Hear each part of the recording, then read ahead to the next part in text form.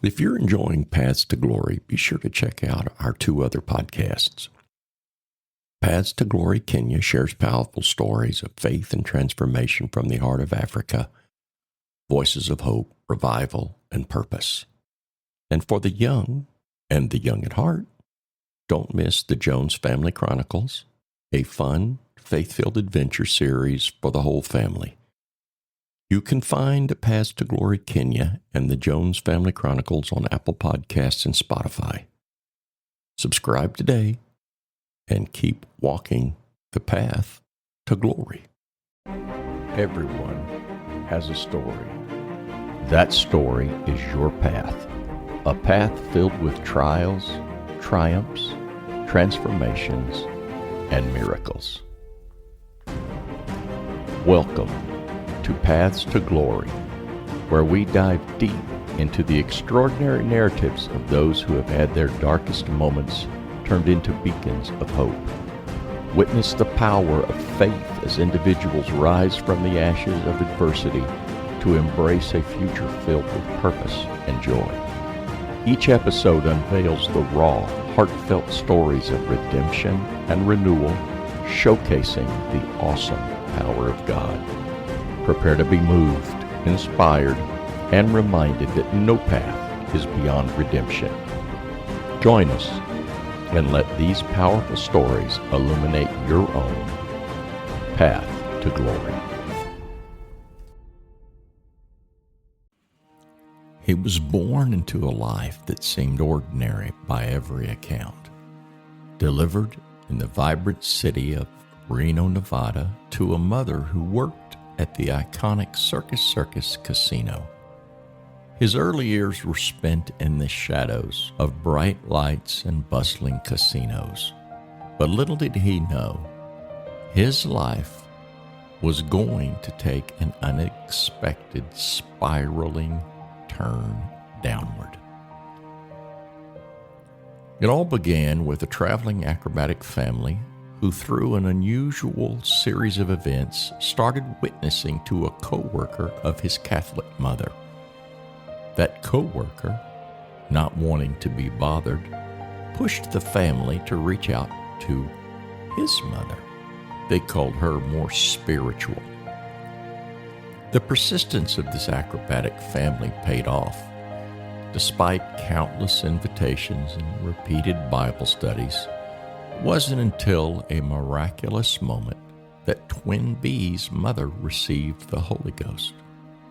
He and his brother were still very young, but now there was an ever-present influence of God. As he continued to grow, his brother experienced a life-changing encounter. At the age of 7, receiving the Holy Ghost at a camp in California.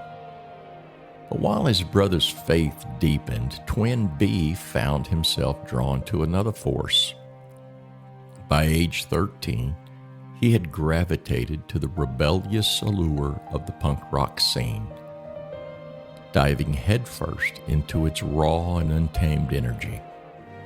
And by 18, he joined the straight edge movement, a curious mix of clean living and intense violence. They didn't drink, smoke, or do drugs, but the crowd killing, as it was called, at the shows was nothing short of brutal. And it was here, amidst the chaos, that the spiral began. At 20, heartbreak tore through his life, and a back injury pushed him toward a temptation he had resisted for years. Having accumulated prescription after prescription of hydrocodone, he finally gave in, but it didn't stop there. He soon found himself chasing the high with every pill. Percocet followed, and then heroin came next. He was now a man on the edge, a daily user of heroin, scrambling to maintain his habit. When a deal for a higher quality heroin went wrong and left him and others searching for their dealer with intentions to kill, It was nothing short of a miracle that they didn't find him. Desperate and running out of options, he began stealing from his own family. He tried to balance a facade of normalcy while hiding a deepening addiction from his then girlfriend. But the lies eventually caught up, and he was left broken and ashamed.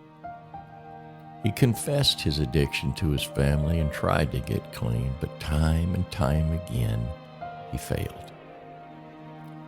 Sometime after moving to Arizona, his brother encouraged him to attend a church. He knew he needed to go, but he didn't want to go because it would mean giving up so many things he just wasn't ready to let go of. It wasn't an easy decision, and there were moments when he turned around to go home, battling the overwhelming urge to flee, but eventually winding up at Valley Pentecostal Church. Although he had always been put off by people praying for him at the altar and encouraging him with prayer around him, his heart had begun to soften, and his desperation for freedom grew. Then one service changed everything. In a moment of raw vulnerability, he surrendered completely, asking God, "If you are real, show me how to live for you." And at that moment, the miraculous happened. The Holy Ghost swept over him, filling him with a presence he had never known before. The cravings that had once enslaved him, the need for heroin, cigarettes, tobacco, it all vanished. Gone forever. God had broken the chains in an instant. But you see, that story didn't end there. Little did he know, his path was about to cross with another. Someone who had traveled a very, very different path. She was born into a legacy of apostolic royalty, had grown up immersed in service to God. From Las Cruces, New Mexico to Yuma, Arizona, and ultimately to Honduras, she spent her childhood witnessing, teaching Bible studies, and reaching the lost. A life devoted to the mission field was her reality, and it shaped everything about who she was. In 2020, while visiting the U.S., the pandemic struck, leaving her temporarily stranded in California. She later spent a couple of years in the States before ultimately returning to Honduras. During a visit from Pastor Garrett and his wife, she heard a story about this man in Glendale. And despite never meeting him, she began to pray about him and feeling a peace about him before they even spoke. Their eventual introduction was nothing short of divine orchestration at an Antioch conference. Amidst chance encounters and conversations, their lives finally intersected. One service after another passed without an introduction, but just as the weekend was about to come to a close, they finally met. And when they did, there was no doubt God's hand was at work. 10 months later, those two paths that had once seemed so distant merged into one. And today, Elena and Roel Geronimo stand as a living testament to the miraculous on their paths to glory. What an amazing story. But what would it be without being able to hear some of it from the individuals themselves? So let's jump in and listen to Rowell talk about getting into punk rock. I just remember like getting into like punk rock music because that was very like anti, like don't tell them what to do, and because I feel like my mom, exactly. So my mom's like, oh, you can't do this, and then so I think that really attracted to like that music and all that. So we started, we dressed the whole thing like the mohawk. Had pictures, yeah. I had like patches on my pants.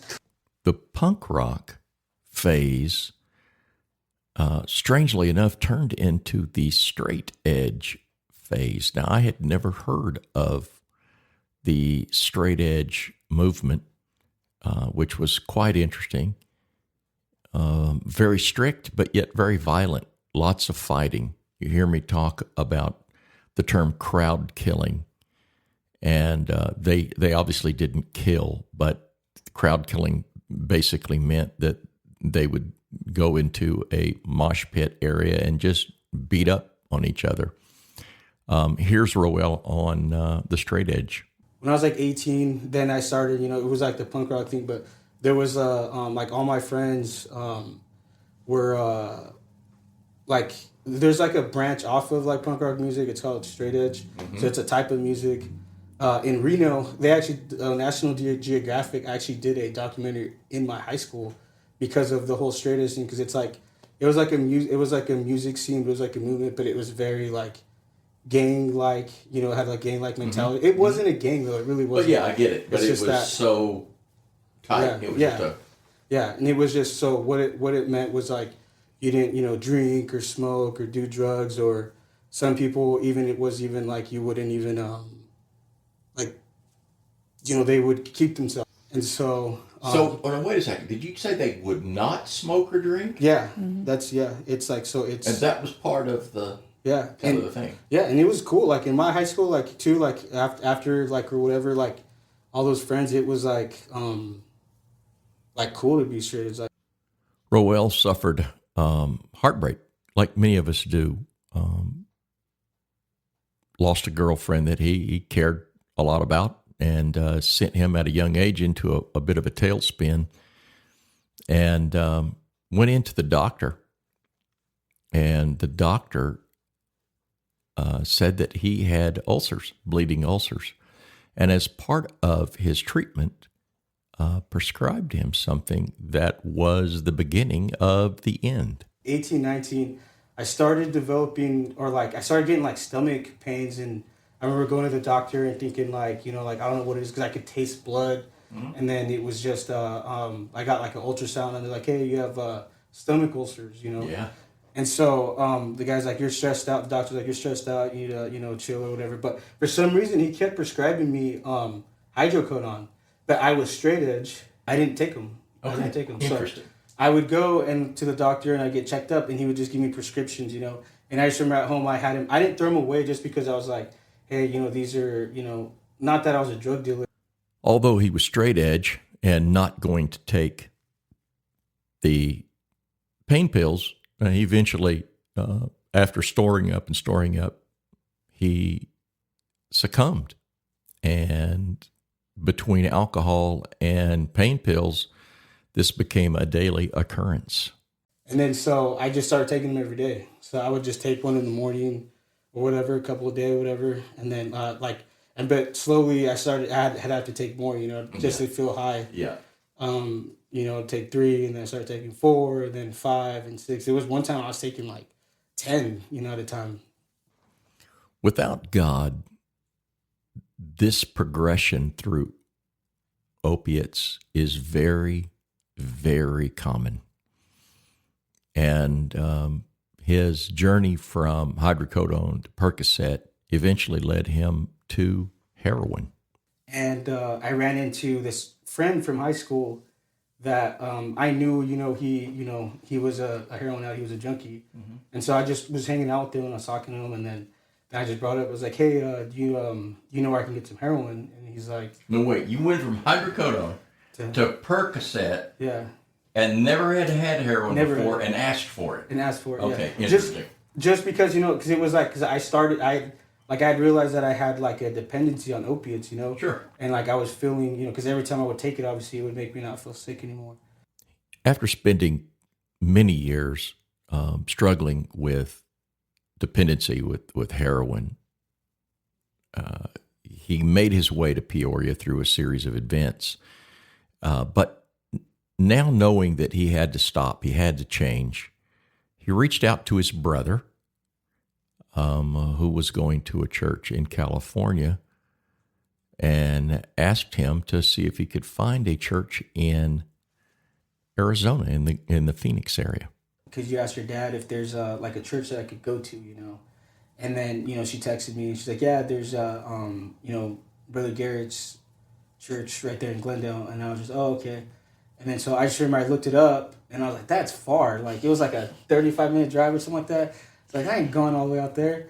So I just remember just just kind of whatever. But that was always in the back of my head, just like to go to church and stuff. But I was like, I don't really want to go to church, because it's like if I go to church, like I like to smoke weed, like I like, I used to chew tobacco, and I was like, I like doing this, like I don't want to, because if I go there, I'm gonna have to stop. He went through all of the things that, as a sinner, are quite common about not wanting to give up this or not wanting to give up that. But inside, realizing that you're not living right and there is no happiness and no peace. So listen to his explanation about coming to church for the first time.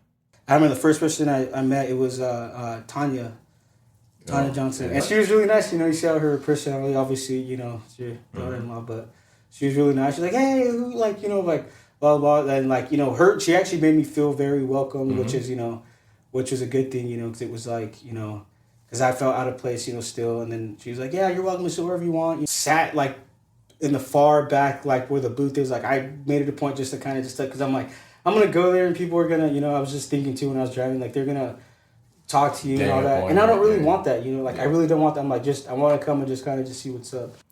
After several trips and continuing to feel after God, God started to work on him, obviously. And then the service that changed everything. So I remember I just pulled my hand, I just threw my hands up in the air, and I just remember just, telling God, I'm just like, hey, God, if you really are real, and you really are, you really can help me, do it, I don't know how to live for you. I don't even know how to pray. Mm-hmm. I do not know how to pray. And because I just remember I would just cry, because I just get in the presence of God and just start crying just because I could feel something, Mm-hmm. And then so I would, I remember I started praying, and, I didn't go down the line I'm sorry for stealing, mm-hmm. I'm sorry for doing, I literally just said there was something that I had on my mind, and I just started, God, I'm sorry, but if, and then, if you show me how to live for you, or, whatever, you don't gotta twirl me around, all that stuff, but if you will, I will live for you, and I just remember, just crying, and then, then I just started worshiping God, And anybody around you that you remember? I do. Mm-hmm. So I'm sitting there and I'm praying. And I'm just worshiping God, right? And then I just start speaking in tongues. And then First time you'd ever done it? First time, yeah. And then that's when God filled me with the Holy Ghost. And I remember I even put my hand on, and I even stopped, and I was like, what was that? And then so I just started praying again or whatever. And then I just remember feeling a hand on my back. And then I looked down, and it was Russ. What a fantastic story of redemption. Yet while this story was playing out, there was another story that was playing out. Listen to Sister Elena discuss a little bit about her life growing up and her family. My papa, Shrek Eyes, started the work in Honduras. And my dad... That's what I thought. Yeah. Right. So my dad was 3 when they went, and he grew up in Honduras. Through a series of moves and the will of God, the hand of God on their lives, the Shrekheis family wound up in Yuma, Arizona. Dad pastored about 5 years there. Well, what happened was for his 5th pastoral anniversary, they decided they were going to give him this gift. They were going to send him and my mom to Honduras just for a trip. And she told him, she said, you just lost your pastor, right? She did? Yeah, she told him. When my Now, mom, that wasn't the plan. that but wasn't that's the plan. What she told him. When my mom married my dad, she told him she was not going to be a missionary's wife. She was not going to the missions field. Wasn't interested in doing Not that. going to Didn't happen. wanna If that's live. what he wanted to do, go find somebody else. She was not the one. Interesting.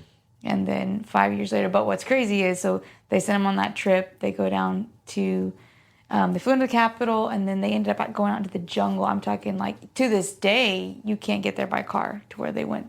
And there's still a lot of areas out there that don't have electricity and running water and whatever. And that's how it was then. He loved it. She loved it. They went, and she was the one when they were coming really? back.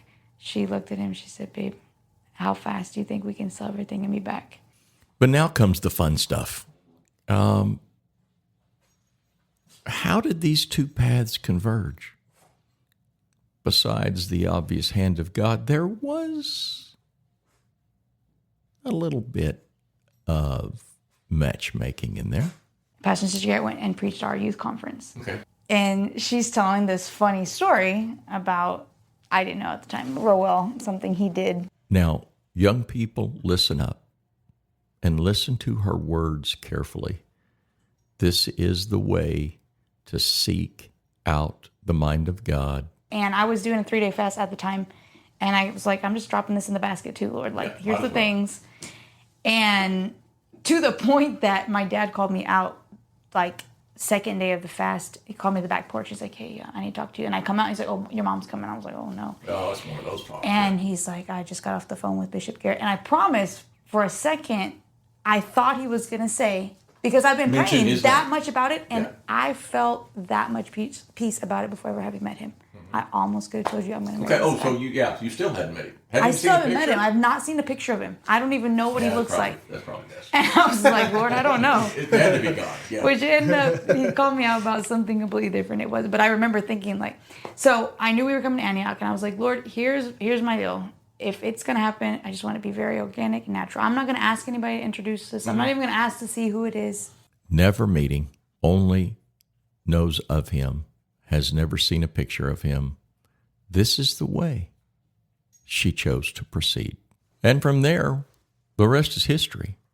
And we know how these two paths became one. There is nothing that God cannot do. Put it in his hands and leave it alone. Thanks for listening. You've been listening to the Paths to Glory podcast. To contact the show, send your email to pathstoglorypodcast@gmail.com. We all travel different paths, so it's important that we remember Proverbs 3, 5, and 6. Trust in the Lord with all thine heart, and lean not unto your own understanding. In all thy ways acknowledge him, and he shall direct thy paths. Our paths to glory. Thank you for joining us.